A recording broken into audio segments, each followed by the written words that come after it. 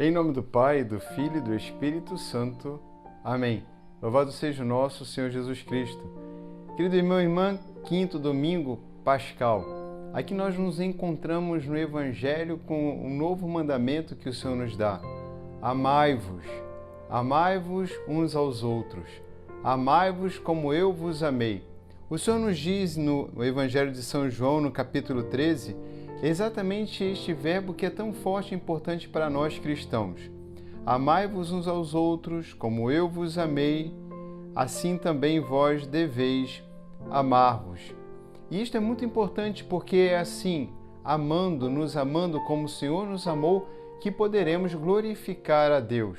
Sim, não apenas glorificar a Deus porque assim nos tornamos verdadeiramente seus discípulos, ou seja, não é um seguidor autêntico, não é um cristão católico autêntico aquele que não é capaz de amar, que põe reservas ao amor, sobretudo no que diz respeito às mágoas, ressentimentos, às perseguições, porque o próprio Senhor nos ensinou o que é o amor e a como viver o amor, nos mostrou o que é o amor e a como viver o amor. Queridos irmãos, é uma escolha, guardar e abraçar o sofrimento, o ressentimento, a mágoa, ou abraçarmos e estar no Senhor, sermos do Senhor, vivermos como o Senhor. E viver como o Senhor é viver cheio do Espírito Santo, deixar que o Espírito Santo conduza nossas vidas. É assim que o amor, que é o próprio Espírito, nos conduz a esta grande missão que é glorificar a Deus. Tudo parte do amor. Uma boa pregação, uma boa vida, um bom trabalho, um bom cuidado com a família, tudo aquilo que podemos pensar em dar testemunho de Deus, um bom trabalho na igreja, ser bom padre, bom pai, boa mãe, enfim, tudo deve partir do amor. Isso nos deixou muito claro São Paulo na carta aos Coríntios. É assim que nós devemos caminhar. Mas glorificar a Deus no amor não é fácil. Neste pequeno trecho do Evangelho de São João, vemos ali a presença de Judas que sai. E Jesus vai dizer que a saída de Judas implica exatamente na glória dele e na glória de Deus, na glória do Pai. Porque será iniciado o sofrimento intenso de Jesus, toda a sua paixão culminando com a sua morte. Queridos irmãos, é nessa experiência do sofrimento que tantas vezes católicos abandonam a sua fé, na busca de soluções fáceis, rápidas para as suas dificuldades. Mas nunca foi assim. Nunca foi fácil ser cristão. Isso fica bem claro na primeira leitura.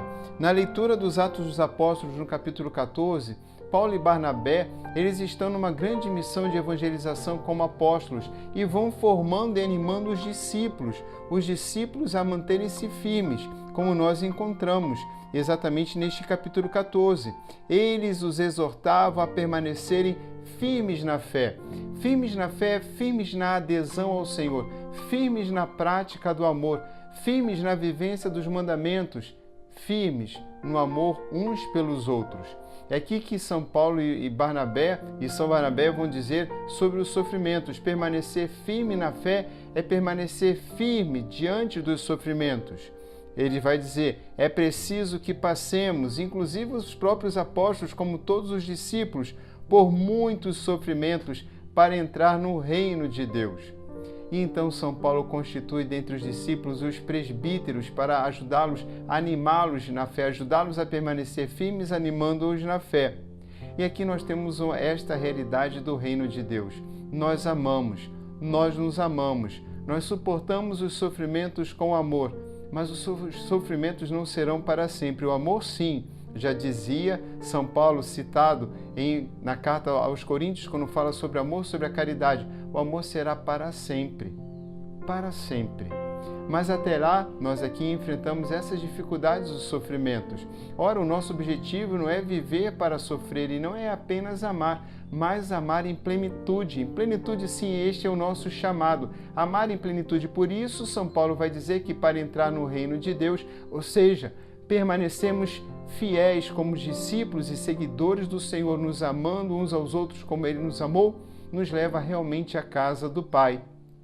E aqui, neste trecho, São Paulo vai nos dar exatamente a ideia que sentimos ao voltar para a casa do Pai. Diz neste pequeno trecho também dos Atos dos Apóstolos. Eles após após a evangelização embarcam para Antioquia, de onde tinham saído. Eles evangelizam sim, mas eles voltam para casa. E neste voltar para casa diz que eles, chegando ali, reuniram a comunidade e contaram tudo o que Deus fizera por meio deles. É assim o céu. Novamente, nós nos reencontraremos com aqueles que já partiram e com aqueles que deixaremos na terra, mas um dia, com a graça de Deus, estarão conosco para contar tudo aquilo que o Senhor fez através de nós. Ou seja, contar o que Deus fez é glorificar a Deus. É manifestar a glória, não a nossa, mas a glória de Deus. Vivemos para a glória de Deus.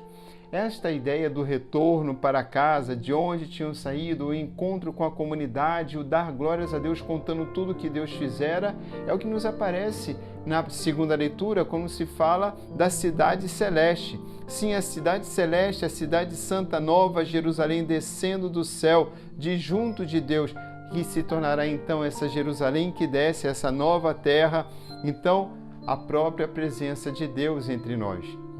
Nós caminhamos exatamente para a plenitude do amor.